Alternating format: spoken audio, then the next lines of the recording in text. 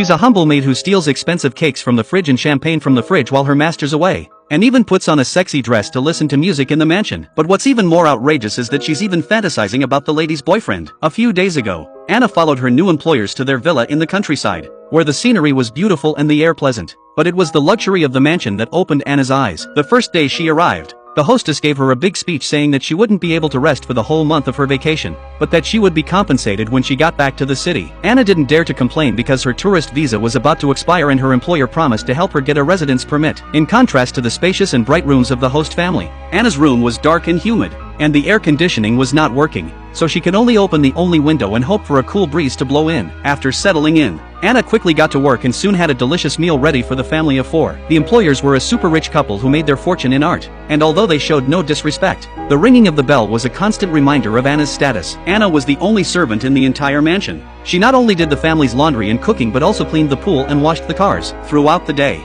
Anna's only respite is to feed the stray cats, but when the owner sees this, he scolds Anna, indignant that the stray cats will trample on the organic vegetables he grows, and he won't allow Anna to feed them on her own initiative. Anna dared not retort but apologized humbly. However, ironing was another form of torture as the air conditioner was broken and she had to endure the stifling heat of the room. But when she called her mother in Colombia, she was told that her employer had been very good to her and that her sister needed a lot of money for her college education, so she had to stay in the country to earn money, and her hope of staying was in her employer. One day she was dusting and accidentally knocked a sculpture to the floor, so she hid the pieces in her pocket to avoid upsetting her employer. After lunch, the employer asked her to go to the trunk of the car and bring it down, but Anna couldn't move it even after a lot of effort. Luckily, the neighbor's maid, Gisela, offered to help her, and in the chat room, she found out that she was from Colombia, too, but the two girls just got it down. However, as soon as the two girls had managed to get it into the room, the hostess asked them to take it back to the garden, where it was to be the base of a sculpture. In the evening, the employer and his wife invited the neighbors to a dinner in order to admire the sculpture in the garden,